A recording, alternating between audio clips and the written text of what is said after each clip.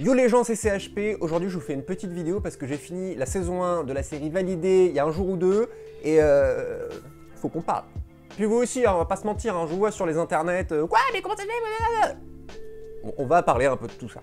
Juste avant de commencer, petite précision. Je vais faire aussi une vidéo sur un peu toute la saison 1 de Validé, voilà, pour histoire de donner un peu mon ressenti. J'ai vu qu'il y a quelques personnes qui l'ont fait sur YouTube, et bien je vais faire la même chose, donc n'hésitez pas à vous abonner à cette chaîne pour ne rien rater, voilà, des futurs chefs-d'œuvre que je vous prépare. Bien, allons-y. Lui là, lui, vous voyez peut-être pas bien, hein. Lui et lui, ils sont pas bien quoi.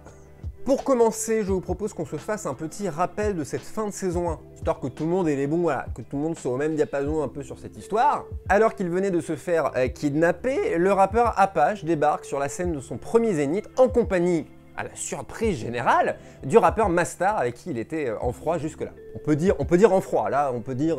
À l'issue du concert, alors qu'il est dans la Gova avec William et Brahim, il lance un petit live histoire d'annoncer sa future tournée à ses fans, quand soudain, deux gars débarquent à moto et shootent sur tout ce petit monde dans la voiture. Coup dur. Et Brahim, quant à lui, a eu le temps de s'échapper juste à temps, histoire de ne pas se prendre une bastos dans la gueule. Donc là, normalement, si vous êtes comme moi, vous étiez un peu choqué hein, par cette fin. Hein, Ah bah moi, j'étais bouche bée. Hein, bouche bée. Il y a une expression qui veut dire ça. Le génie dans Aladdin, là, vous voyez, j'étais la personne. J'étais, ouais. Parce que déjà, le premier twist, la Mastar qui débarque sur scène, c'est pas un énorme twist, mais c'est juste que tu pouvais pas t'y attendre au niveau du scénario. Je trouve que c'était... Moi, déjà, j'étais content. Moi, genre, ah, bien, je pensais qu'il allait finir son petit concert, voilà. Peut-être une ouverture sur la saison 2, mais pas des bastos dans la gueule du personnage principal. Ça, là, Frank Gastorbide, on te salue bien bas. Hein. Non, moi, je ne l'avais pas, moi. Non. Et puis, qui a tiré? Pourquoi hein? Parce qu'on ne sait évidemment pas ce qui va se passer dans la saison 2 pour l'instant, évidemment, mais il est mort, Apache, du coup il mourut, quoi. Lui, William, bon, peut-être, Apache, balle dans la tête. Hein. Ah, il s'est fait fumer, l'Indien, hein, c'est moi qui te le dis. Hein. Pour moi, il y a trois possibilités principales quant au commanditaire de cette attaque. Le premier, c'est Carnage, hein, qui était un peu colère jusqu'ici. Le deuxième, c'est Sergio. Et le troisième, c'est évidemment Mastar, qui aurait peut-être fomenté cette attaque pour récupérer encore plus le buzz du jeune Apache. Et sa vie, hein, du coup, aussi. Ouais, ça, on ne prend pas la vie des gens. Hein. Ah bah tu ne tueras point dans le rap, c'est une notion floue. Hein. Alors j'ai lu sur Twitter qu'il y a des gens qui pensent que c'est encore une mise en scène, parce que rappelez-vous, le faux kidnapping juste avant le concert, c'était également une mise en scène. Là, non, là moi je pense qu'on peut enlever cette possibilité directement. J'irais même jusqu'à dire que la première mise en scène, le faux kidnapping de Apache, on a l'impression scénaristiquement, je veux dire que Gastorbide, il l'a mis tort de dire, bah non les gars, ça peut pas être encore une mise en scène, puisqu'il y en a déjà une... Enfin, dire deux fois la même chose dans le même épisode, ça commence à faire beaucoup, là. La saison 1 nous a habitués à bien mieux, on va pas se mentir. C'est comme si Frank Gastorbide nous disait, les gars, bah, non, il y a déjà eu la mise en scène. Non, là, il est mort, quoi. Ça balle dans la tête, hein, les gars. Ça pique. Mais j'ai peut-être une quatrième possibilité, une théorie. Quand j'ai regardé cette scène pour la première fois, il y a un truc qui a directement attiré mon attention. Je vous remets quelques secondes d'image juste avant l'impact dans la tête de Apache. Et franchement, ce soir, vous avez été au top. Voilà, inoubliable. On a passé une soirée inoubliable. Dis-leur, Apache, dis-leur. Dis-leur. Vous m'avez fait kiffer à mort. Franchement, merci pour toute la force que vous me donnez. Et ce soir, vous avez été incroyable au concert. Mais attends, mais on a une putain d'annonce à vous dire. Hey, on leur dit ou pas? Vas-y, dis-leur. Hey, la tournée est maintenue, les refs. Je vous dis ça actuellement, on est combien? On est 15 000 sur le live. 15 000. Et la prochaine date, on l'a fait où? La prochaine date, on l'a fait où? La prochaine date, c'est à Marseille. Marseille, bébé. Hey, Marseille, ça va être le feu, Marseille. On va venir, on va tout casser. Vous voyez rien qui vous perturbe? Je vous remets les images, mais cette fois-ci, regardez bien les mains, et plus précisément la main gauche de Brahim. Dis-leur. Vous m'avez fait kiffer à mort. Franchement, merci pour toute la force que vous me donnez. Et ce soir, vous avez été incroyable au concert. Mais attends, mais on a une putain, les refs. Je vous dis ça actuellement, on est combien? On est 15 000 sur le live. 15 000. Et la prochaine date, on l'a fait où? La prochaine date, on l'a fait où? La prochaine date, c'est à Marseille. Marseille, bébé. Et Marseille, ça va être le feu, Marseille. On va venir, on va tout casser. Brahim a l'air prêt à détacher sa ceinture. Al-Battar. Une première raison qui pourrait expliquer ça, c'est tout simplement une raison concrète, une raison de réalisation.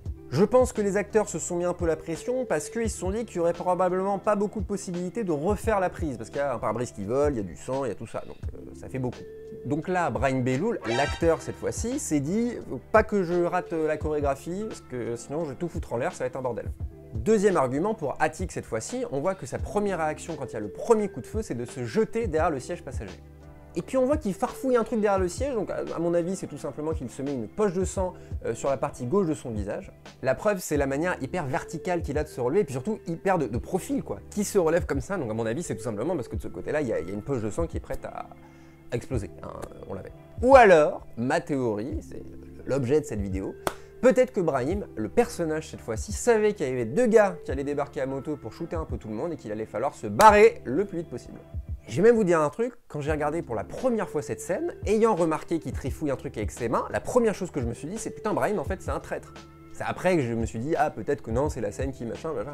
Enfin, d'abord, j'ai chialé, et après, je me suis dit, ah, en fait, non, c'est peut-être. Par contre, scénaristiquement, pourquoi ?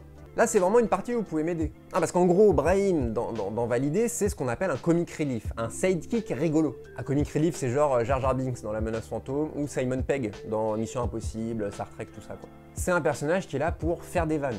Quasiment uniquement, il y a très peu d'enjeux autour de ce personnage-là, mais c'est surtout quand il y a par exemple une situation tendue, il débarque, il fait une blague et ça fait redescendre l'atmosphère, quoi. Bah justement, Brahim, il est là, il fait des blagues, il est un peu à l'ouest, il fait des conneries, mais c'est rarement indispensable pour faire avancer l'intrigue. Mais peut-être que justement, il fait des conneries, il se fait passer pour le sidekick rigolo, alors qu'en fait, derrière, il manigance et que nous, on se dit « Oh non, c'est juste une connerie, il pensait pas à mal ». Eh bah si, mon pote, c'est un putain de traître. D'où le côté Kaiser Soze. Si vous avez pas vu Je le suspecte, vous aurez pas la ref. Hein. Mais il est temps de vous y mettre, hein, les gars, parce que c'est un classique. Hein. Mais plus j'y pense, plus je me dis que ça serait intéressant de reprendre les événements et les trucs qu'il fait, parce que souvent il fait des conneries qui portent préjudice à la carrière de Apache. Alors est-ce qu'on pourrait pas voir ça du coup à travers cette théorie-là, en se disant que c'était voulu qu'il foute la merde? Par exemple, le moment où il va agresser Justriad pour avoir une story. Bah ça a pour conséquence que Apache se fasse boycotter par des gens derrière. Ou le moment où il se fait fracasser là, par Bosch et ses copains dans le 9-5, bah, comme par hasard, là, c'est lui qui se fait casser la gueule, et juste après ils disent « Ah, heureusement que t'avais pas de commotion cérébrale ». Si on reste dans cette théorie-là, peut-être que l'idée c'était de le démonter, mais rien de grave non plus, parce que tout ça c'est un coup monté quoi. C'est louche, mais en vrai, ça serait quand même un peu tiré par les cheveux. Pour moi, la théorie la plus plausible, c'est qu'il est prêt à détacher sa ceinture pour des raisons de réalisation, mais pas du tout des raisons scénaristiques. Mais moi, je trouve cette théorie du Brahim Soze intéressante. J'ai vu personne en parler sur internet, c'est pour ça que je me suis dit, bah tiens, je vais faire une vidéo parce que c'est chelou cette histoire. Mais c'est une vidéo collaborative, n'hésitez pas à me dire en commentaire si vous trouvez cette théorie plausible, et peut-être on peut essayer de trouver ensemble d'autres arguments qui tendraient à croire que le bon Brahim est en vérité un agent double. Agent double, ok, mais à la solde de qui? La saison 2, elle est pas prête d'arriver, les gars, on veut des réponses. Franck Gastambide, on se connaît depuis quoi? 5 minutes? Dis-nous, parce que nous, on peut pas rester. Cané, le gars, on a passé une saison à le suivre et le gars se fait buter au bout de 10 épisodes. On veut des réponses, Franck. Je peux t'appeler Franck? Alors normalement, le scénario de la saison 2 est déjà écrit, le tournage va commencer dans pas très longtemps, donc ça va arriver, mais en attendant, qu'est-ce qu'on fait, nous? Parce que, ok, même si c'est des conneries, d'accord, il est pas du tout agent double, il s'est barré parce qu'il a eu le temps. Mais Apache dans l'histoire, il est mort, on est d'accord. Après, je suis pas médecin, hein, mais tu te prends une balle dans la tête, t'es pas bien hein, derrière. Même William, hein, il tient un peu la gueule, hein, le William. Hein, Ce sera un peu gros que la saison 2 elle commence, t'as Apache qui est dans un lit d'hôpital comme ça avec sa daronne et sa sœur, avec juste un pansement sur le front quoi. Il faut arrêter 2 minutes. En tout cas bravo pour cette saison 1, parce que je pense qu'il n'y a pas beaucoup de séries françaises où les gens ils font des vidéos derrière pour des théories sur la fin. Et n'hésitez pas à me donner vous aussi votre avis sur cette théorie et vos arguments. Peut-être que vous aussi vous avez vu des trucs cachés un peu partout dans la saison 1 qui pourraient faire croire à cette fameuse théorie Brahim Soze. Hein. Si c'est le cas, n'hésitez pas à le mettre dans les commentaires, je vous en supplie. Et comme je vous l'ai dit, je vais bientôt faire une vidéo sur un peu tout le reste de la saison 1, un peu ce que j'ai aimé, ce que j'ai moins aimé, donc n'hésitez pas à vous abonner à la chaîne et à lâcher votre meilleur pouce bleu si cette vidéo vous a plu. En attendant, portez-vous bien, salut!